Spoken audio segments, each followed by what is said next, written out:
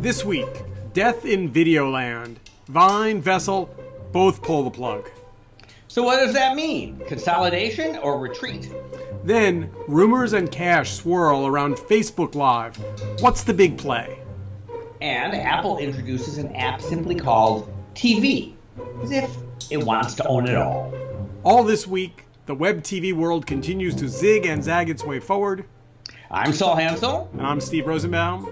And this is Hacking TV. See, I let you say it this time because I figured it was a little simpler that way. You know, what an odd, unusual week it's been, and week ahead. And by the way, the FBI said that somebody might or might not have sent an email, but they don't know what's in it, so they don't know whether it is bad or good or otherwise. And AT&T. AT&T, Time Warner, we don't really need to talk about because we got a year to wait before that comes home to roost. So we'll set that aside. But let us dig into Vine because there is really a lot to talk about there. Did you actually fire up the Vine app in the last month? No. So I think more precisely, there used to be a lot to talk about there, and nobody's talked about Vine in a really long time. You know, okay, but let's start with the 30,000-foot view, and then we'll dive down. I mean, the high-level view is, if Twitter thinks the future is video, why in God's name would they do anything that reduces the number of video plays they have on the network? Why? Well, because Vine is a very particular thing and not really related to what Twitter does. I mean, as you really dive into it, and all the stories talked about about Vine creators and how they wanted the things that creators get on YouTube. And in fact, most of them have gone to YouTube because YouTube is a business about people who make money creating stuff. Twitter, nobody talking about Twitter creator. Nobody gets paid for tweeting. Twitter distributes stuff that people want to say. And so Twitter doesn't have a monetization business. Twitter doesn't have a creator relations business. Twitter doesn't know anything about the stuff that Vine does. So the thing that I think is potentially portends more changes ahead is the very high profile Viners, the ones who were doing enormous numbers of views, all kind of got together in a secret cabal meeting and said, if Vine isn't prepared to meet our demands, we're out of here. And what were their demands? Their demands were that they get paid, each Viner gets paid $1.2 million to make 12 Vines a month, right? So that's $8,000 per 6 seconds. I did the math, you add that up, 22 minutes at that rate is $1.8 million, which is what you can make a sitcom for. So these guys had such an inflated view of their value that they thought they were Seinfeld. And their numbers say that for a moment they were. But they were in a medium that was designed, if anybody thought about it, to be completely unmonetizable, unlike sitcoms. Well, right? except a 6-second video is a lovely thing in a Twitter stream or in something else, but it is an unmonetizable. Well, unless it's 6 seconds of you drinking a Diet Coke or, putting Clearasil on your pimple or whatever. I mean, that's slightly monetizable. Well, I mean, the Viners who all kind of went on strike said that they were making $1 million. Each of them was making $1 million. We're already millionaires thanks to Vine. Okay, but they were millionaires thanks to Clearasil and Pepsi, and certainly not, Twitter had spent exactly $0 paying creators. It never promised to pay creators. So the reason why this interests me at Waywire go pay people, $1 million to make you 12 6-second videos. Well, we absolutely in one of our models had a curator relationship in which there was a rev share involved for sure. Okay, but I think that what I think is interesting is that the talent essentially said, you know, we want some tech bugs fixed. We don't like the way commenting works on the app. We really want you to plunk down some cash and fix some stuff, or we're out of here. And, exactly. Right. And they went Twitter, to YouTube, which is in the business of giving people like them stuff like what they want. Well, and they went to Instagram. Much less so. It was articles that were that more of them went to YouTube. But they can't do their thing on YouTube. I don't get that. How do they do 6-second loops on YouTube? Nobody grows up and says, I only want to do 6-second loops. You want to make something funny or interesting or whatever it is, and you go to a place that can get you to an audience, and if you want to make money at it, pay you for it. And YouTube has that. I mean, Instagram can have that some too, but so here's the thing that I find interesting. So, does that mean that I mean, you know, is content in fact king? Does it mean that, you know, the New York Times and the Wall Street Journal and the Washington Post and 5 or 6 other big publishers could go to Facebook and say, look, you're going to have to actually make this economics more equitable or we're out of here?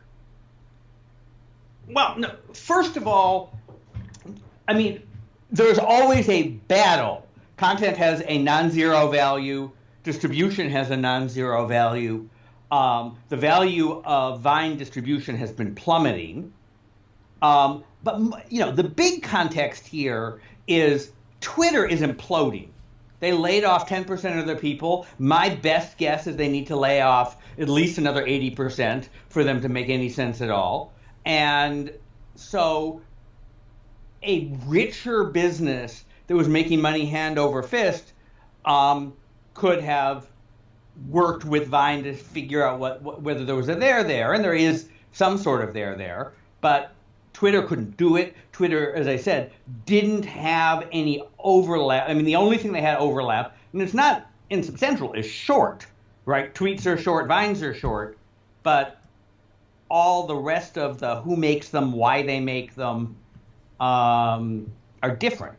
So do you think it was as simple as, given the issues Twitter had and was facing at that moment, that when these 20 creators got together in their Vine apartment and said, we're going to make a, you know, take it or leave it offer, that literally Twitter thought about it for 1 millisecond and went, okay, bye?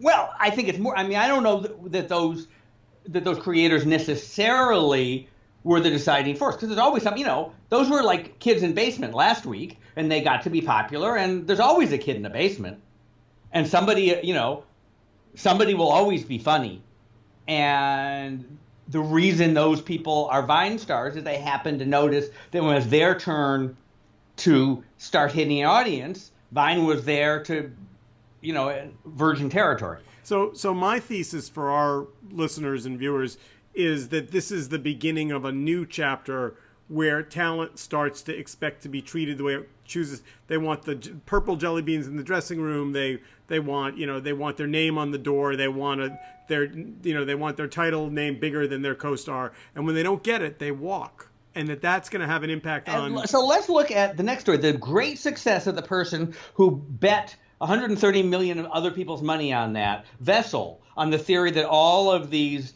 YouTube creators were going to go walk to a place that treated them better, that gave them more money.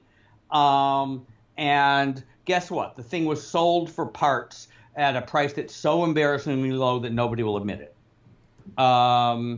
And so what does that suggest about the power of creators to walk, in this case, away from YouTube? Well, I mean, I would argue that in this case, you know, the mistake was Kilar not, you know, there weren't unhappy people at YouTube that were looking for another place to go. And even if they were, he didn't offer them the traffic that they needed to be happy. So, you know. Also, the power of distribution, traffic, more than just jelly beans, turns out to be important. So what do we understand? What I mean, you're the keeper of all the brilliance in this podcast. What in God's name did Verizon buy? I don't know. they got a CTO and a team and possibly, right? I mean, $130 million of venture capital may have built some software. So if the thing was put up for sale, I mean, again, it's scrap parts. I mean, did they pay? Failed. Do we have any? Even take a guess. Did they pay $30 million? I mean, let's see. I have not a clue. I mean, they must have paid enough to not. I mean, that would be on the high end of what I would guess. Well, they must have paid enough to not embarrass the powers that be in Silicon Valley. This is a total write-off for Benchmark and and all those guys. So why not just let Vessel shut down and then hire the CTO whose because name? It's easier, because there's some amount of money gets you the software, right? So there's a value on the software. There's a value on buying a complete team. That's more than zero. They said it's going to help them with their OTT strategy. Right. They said, I mean, they said a bunch of things. They said that there's some social features they like. They said that they want to add fee-based products on top of Go90, which is a free with ad service. I mean, it's clear that there's been a lot of under the surface variation at Vessel, right? So they came out with a $3 a month, YouTube but better commercial-free service. That didn't really hit the ball of the park. They added a free with ad service this spring. And apparently they, very, very smart people, they've been trying to build other stuff. And so maybe that other thing is useful. I don't know. I have to say, Kilar has always presented himself as a rock star in the OTT space. The fact that, I mean, there's no soft landing in this for him. This is a hard landing for him. Well, I assume Verizon would have offered him a job, and he said no. I mean, who? Yeah, I don't know that for a fact. Well, but maybe there's not room for he and Tim together. And the 10 other people that get quoted in all the releases. I mean, they've got a lot of people who are in charge of more or less the same thing. But my understanding was they had a significant amount of cash left in the bank. They just, Verizon no, Vessel. So they may have. I mean, we don't know what the transaction was. If that's the case, right, so the investors get their cash back, and so that reduces the price. All right, but right, the point is, Vine is not a happy story. Vessel is not a happy story. That is true. And now we go to possibly two happier stories: Facebook and Apple. And well, let's start. You were hearing some interesting things about the next iteration of Facebook Live. So what are you hearing about where that goes? So what I heard from publishers was that they're being paid significant amounts of money in the millions of dollars, 7-figure deals, to create live video at scale from their branded publisher platform. And that what's coming not very long down the road is a notification widget that will pop up in your live feed saying commercial coming in 30 seconds and then a countdown, so that you as the host of the live feed can say, hey, everybody, we got to go to commercial. We'll be right back. So they can do mid-roll 30-second spots as opposed to pre-roll, which doesn't work in live, or post, which no one hangs around for. So mid-roll commercials. And what do you think of that?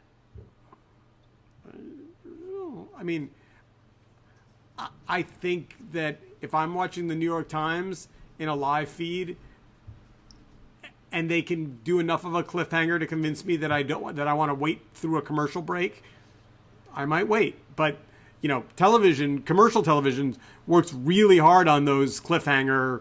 We'll be right back. We're going to answer that question when we come back. There's a town whose water supply has been destroyed. We'll tell you which one it is when we come back.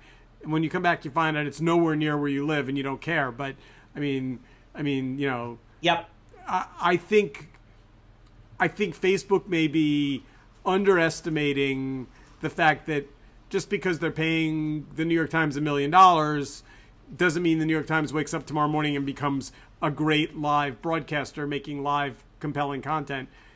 We're talking about, let's not forget, what we're talking about is talking heads. right? Not the band, by the way, which I like, but the television format, which I don't particularly like. Talking heads. Which is actually, there's an article, I think it was an interview with Ricky Van Veen, who came over from College Humor to run the creative side of video for Facebook. I think it was a Hollywood Reporter, where he said a bunch of really smart things, I thought. He was saying that Facebook Live is just one arrow in the quiver for a video publisher, and he's trying to get people not to think that live is the only thing that they do. And there's a maturity there that you don't see at places like Twitter, right? So live is this amazing hit, and you need to go with the hit. But he's saying, and this made me feel good because this is stuff I've said on this podcast a bunch. If you think about it, all video content that's produced, most of it is better edited. Breaking news and certain other things should be live, and live is easier and cheaper to produce, but it's not always easier to watch.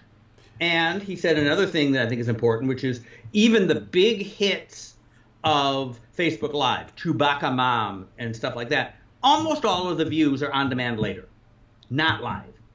So a publisher needs to think about live because it does certain magic things, but you can't just think about that. Right, but they're paying publishers to make live video, nothing else. Well, they're paying, right, because it's the flavor of the month. But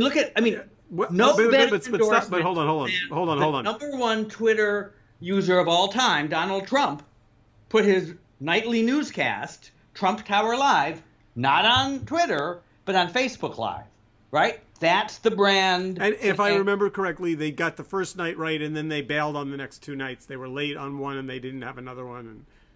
Did you watch any of it? Because I did. And what did you think? I thought it was boring as dirt. So live has a challenge. Oh, by the way, I'm not sitting here preaching the gospel of live. I'm saying, what I found interesting, and what I think is useful for video producers to understand is historically advertisers have said, we want to know the shows we're in. We want to know that the content is not objectionable. We want to know the environment our ad is being placed in. And live kind of puts a bullet in that a little bit because who knows what, BuzzFeed's going to talk about in a live feed. Who knows Absolutely. But the thing that's interesting, and I don't fully understand it, but there's, there's just something about the way Facebook connects to its audience where going live and they can send alerts out to, 1.5 billion people, or that the live just sort of catches people's attention and you start to think, oh, that's on Facebook Live. And I think that psychological positioning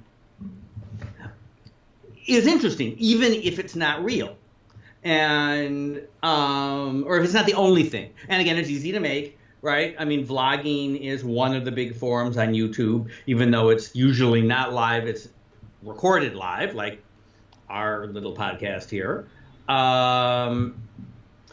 But that brings me, I think that the question for Facebook is how they continue to handle distribution. And as more and more stuff is on there, how do you end up finding things? Is the feed and just the latest from something you subscribe to going to be enough? So sidebar, let me give you the update on my conversations with Amazon regarding this podcast. Yes. You actually had a human being to talk to? Well, it's interesting. They have a Facebook page. Okay. And so when I uploaded the file, it said, the metadata, I told it was news and nonfiction, and I got a text back or a message back saying it may take up to 2 weeks for this to be approved. And so I went on the Facebook page and said to one of their responding Facebook participants who actually responds, I said, hey, you really can't call a category news if it takes 2 weeks to get it approved, because pretty sure it's not newsworthy in 2 weeks. And he emailed back and said, or Facebook messaged back and said, you have to fill out this form to ask that question, and the form might take 2 weeks to get answered. Ah. So not clear to me. Now, it might just be they're still in early days and they've got 2 guys in India who are reviewing the videos and they're overwhelmed by submissions. I'd like to think that if you check news, it gets rapidly reviewed, but the reason why we're not on Amazon Video Direct is not because we don't have the right files or the right template or the right everything. It's all set up and it works. It just takes them 2 weeks to review it. So, sorry, people. Either you're watching this on your Amazon Fire TV 2 weeks after we recorded it, or you have to go watch it on one of the 500 other distribution channels that we publish our mass enterprise on. So let's talk about Apple. So Apple has this modestly named app called TV, which is going to appear and probably not be deletable from your iPhone, your iPad, and your Apple TV. And it is going to have on it all your stuff from iTunes, plus all your stuff from all the TV apps, from all the TV Everywhere publishers, and lots of other people except for Netflix and Amazon. But like the ones that matter. Well, but everything else combined is still an interesting number. It's got HBO. A couple people like to watch some of their shows. I feel bad for Apple. I do. Because when they did iTunes, the music industry didn't see them coming. They had Steve Jobs, who was a force of nature, and between him being a force of nature and them not quite seeing him coming, they were able to get deals that fundamentally reshaped the music business. They're trying to make that same playbook play again for TV, only the TV guys see them coming and they don't have Steve Jobs, And so well, here's what it's going to do that's not crazy, right? So you have single sign-on. So once you you tell Apple that you have DirecTV or Dish or Verizon or somebody, it then will take care of all the stupid authentication with every damn cable app. So you then say, I want to watch The Daily Show, even if you don't know what network The Daily Show is on, or Samantha Bee, and it will take care of the accounting for you and bring it up, and it will do all the stuff that you're used to, playlisting across all these apps. I think that people are going to find that convenience to be very interesting. And guess what? It's got a store. Unless you're already a cable cutter. Well, except, as we've said over and over again, cord cutters are still going to be buying content bundles from everybody. I mean, I don't think we talked about it, but somewhere in there, Google is now getting into the over-the-top bundle business. Everybody, you'll be able to buy the equivalent of Sling TV or the new AT&T thing or whatever from anybody. By the way, the new AT&T thing, which, by the way, looks like a pretty good deal, 100 channels for $35. Sign me up. Okay. Depends on which 100 channels, right? Some channels are better than others. I don't do sports, so I'm good. Okay. I assume they'll throw in, a bunch of stuff in there, and if in fact they end up owning Time Warner, all the better. We will see. It's, my latest Verizon deal, where they locked me into a contract, was ISP, phone, and a bunch of channels for $70. And that was heavily discounted from the list price, but they knew what was coming, so they have me. It's not going to surprise me that if your bill at the end of the day is going to be $30 or $35 for content, some amount for the wire, and you'll only pay for telephone if somebody forces you to. Right? So along the way, buried in the news of last week, because there was so much of it, was the news that Google is effectively pulling out of Google Fiber. Yep. I mean, really putting the brakes on hard. What do you make of that? I think they learned that, that last mile to the home is a pain in the ass, an expensive pain in the ass. And that if everything's moving wireless anyway, do you want to be the schmuck that's laying cable to the home when people really want their connectivity to follow them out the door of their house and down the street and onto the subway platform. Yeah, I mean, loosely speaking, nobody ever thought that being the third person to run a wire to people's houses made economic sense, right? I mean, it's just, it's called overbuilding in the cable business, and it's never made money. I never understood Google Fiber. I mean, sort of, you might have thought of it as a way for them to force the ISPs to offer gigabit service a little bit faster than they otherwise would. And in the old Google, they did that sort of thing. You mean pre-Alphabet? Yeah. And by the way, Fios is taking its own damn sweet time to get deployed as well. The economics of the wire is tough.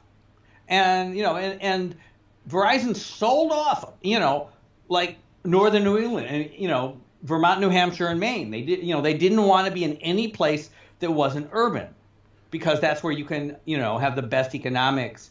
I mean, people say crazy things about how South Korea has this fabulous broadband.